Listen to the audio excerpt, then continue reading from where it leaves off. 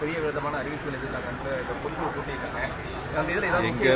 எங்களுடைய கட்சிகளை பத்தி கேளுங்க, எங்களுடைய செயல்பாடுகளை பத்தி கேளுங்க. பல்வேறு அரசியல் கட்சிகள் தமிழ்நாட்டில் இருக்கு. ஒவ்வொரு கட்சியும் ஒவ்வொரு வேலையை பார்ப்பாங்க. மற்ற அரசியல் கட்சியினுடைய வேலைகள் என்ன என்பது பார்ப்பது எங்க வேலை அல்ல. எங்களுடைய செயல்பாடு அனைத்து வாக்குச்சாவடிகளிலும் அதிகமான வாக்குகளை பெற வேண்டும். நாட்டு மக்களுக்கு முதலமைச்சர் வழங்குகின்ற திட்டங்களை கொண்டு சென்று சேர்க்க வேண்டும். அவருடைய கோரிக்கைகளை கேட்டு பெற்று அதை செயல்படுத்திட வேண்டும், நிறைவேற்றிட வேண்டும். அதுதான் ஒற்றை இலக்காக கொண்டு திராவிட முன்னேற்ற கழகத்தினுடைய மாநில நிர்வாகிகள் தொடங்கி மாவட்ட நிர்வாகிகளிலிருந்து கிளைக்கழகம் வட்டக்கழகம் வரை அந்த பணிகளை நாங்கள் முன்னெடுத்து செயல்படுத்திக் கொண்டிருக்கிறோம். ஏன்னா மக்களோடு இரண்டர கலந்து மக்களுக்கு தேவையான திட்டங்களை செயல்படுத்தக்கூடிய ஒரு மகத்தான பணியில் எங்களுடைய திராவிட முன்னேற்ற கழகத்தினுடைய நிர்வாகிகள் செயல்பட்டுக் கொண்டிருக்கின்றோம். அந்த பணிகளை முன்னெடுத்திருக்கிறோம்.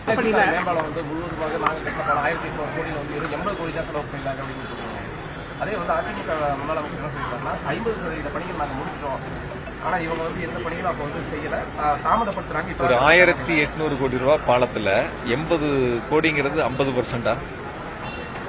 இது எது நாங்க வாய் வழியா சொல்றது செய்தி அல்ல.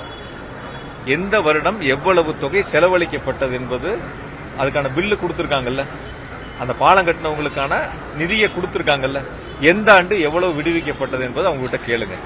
50 விழுக்காடு சொன்ன எதிர்கட்சி தலைவராக இருந்தாலும் சரி, அவரோடு கட்சியை சார்ந்தவர்களாக இருந்தாலும் சரி, ஆண்டு வாரியா சொல்லுங்க.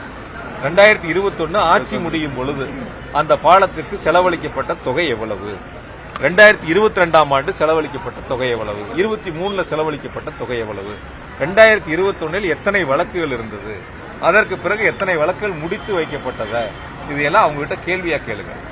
வெறும் 80 கோடி 50%ங்கிறது போற வழியில சொல்லக்கூடிய செய்தி அல்ல.